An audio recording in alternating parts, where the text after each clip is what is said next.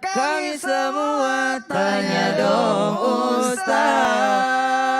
Alhamdulillah, terima kasih jamaah atas partisipasinya, antusiasnya, luar biasa, pertanyaannya banyak banget. Dan alhamdulillah sudah kita pilih. Ini pertanyaan yang pertama ada dari Fatimah.azahra.5872. Assalamualaikum Ustadz, Ustazah. Waalaikumsalam warahmatullahi wabarakatuh. Saya mau tanya Ustadz, gimana kalau seorang istri pergi merantau selama 2 tahun? 2 tahun lebih, terus kalau pulang melaksanakan ijab kabul lagi atau langsung bersatu gitu aja? Tolong penjelasannya ya Ustadz, terima kasih. Nah ini boleh dijawab langsung aja sama Ustazah Syifa. Waalaikumsalam warahmatullahi wabarakatuh. Kita lihat lagi, diteliti lagi, perginya ini untuk apa? Kalau memang perginya untuk bekerja, suaminya ridho, tiap hari mereka komunikasi, nggak perlu ijab kabul lagi. Ya, jadi istrinya jadi TKW ke luar negeri 2 tahun baru pulang, ya sudah memang saling ridho dan saling tahu, tidak perlu ijab kabul lagi. Tapi kalau istrinya dalam keadaan mafkut, mafkut itu hilang, tidak ada kabar berita sama sekali.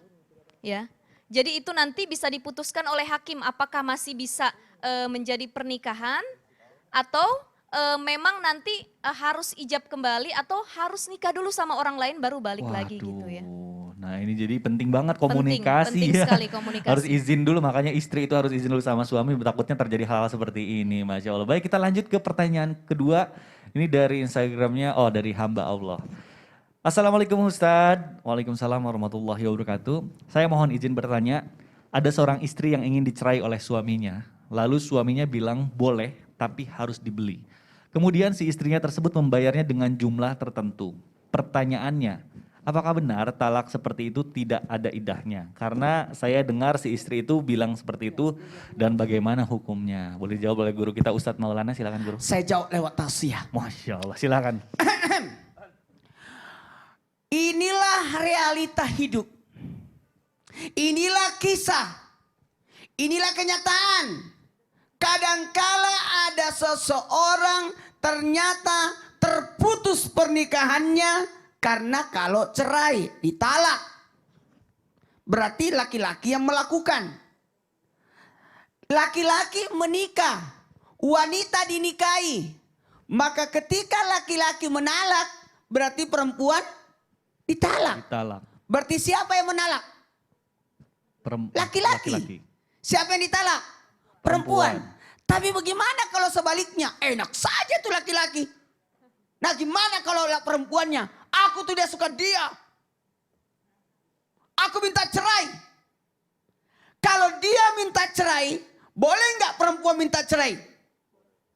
Jawabannya boleh. Pakai syarat. Syaratnya apa? Kalau sesuai syarat syar'i, yakni karena kenapa? Karena persoalan dosanya atau perbuatan yang tidak bisa dimaafkan lagi secara hukum agama. Kalau dia keluar dari agama Islam, otomatis batal nikahnya. Batal. Tapi dalam hal ini ternyata perbuatannya ini dia jamaah. Dia bilang begini. Mana kameranya ini? Aku mau minta cerai. Kata aku hulu, namanya hulu. Ya, kalau laki-laki talak, kalau perempuan yang menalak namanya hulu. Permohonan, pengajuan, perceraian, pengajuan namanya pengajuan. Tuh 2, 3, pengajuan. Jadi mengajukan. Tapi ingat, kalau tidak ada syarat, tidak ada sebab dia minta cerai, maka tidak akan mencium baunya surga. Itu perempuan. Tapi kalau ada sebabnya, nah kita bahas ini ada sebabnya. Maka kalau begitu laki-laki, boleh kau, akan kuceraikan kau dengan syarat ini. Nah ternyata kau harus kasih ini, bayar ini.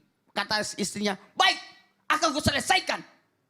Maka jatuhlah hulunya. Maka terputuslah, cerailah jadinya. Berarti laki-laki yang diceraikan, namanya hulu. Dan itu tidak ada masa iddahnya. Karena tidak mungkin bisa balik. Betul. Inilah yang harus dicamkan buat semuanya. Jangan pernah mempermainkan pernikahan.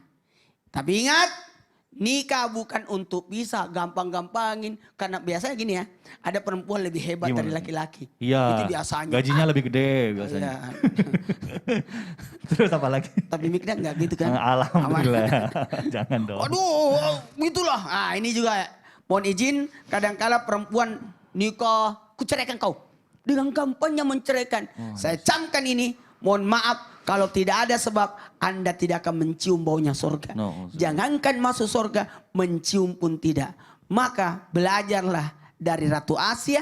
Sekali lagi, belajarlah dari Ratu Asia. Bagaimana, maaf saya pinjam kata-kata ini. Bagaimana kejamnya, maaf, aduh nggak enak ngomongnya.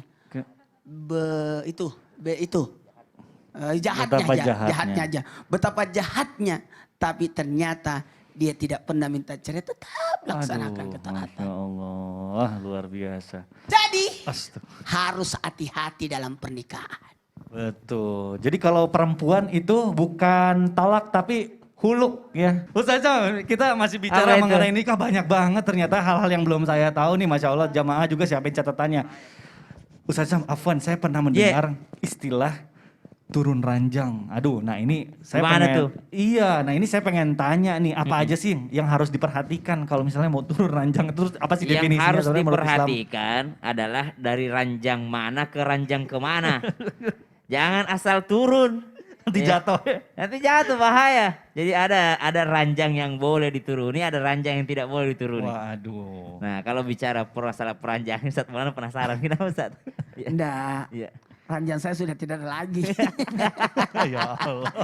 Ada yang kehabisan ranjang. Saya sudah kehabisan ranjang. Iya. Yaudah berarti Mau kalau gitu. tahu nggak turun apa- ranjang itu? Iya. Apa tuh? Mau tahu? Mau dong. Setelah yang satu ini. Iya. Tetap di Islam itu indah. Jamaah oh jamaah.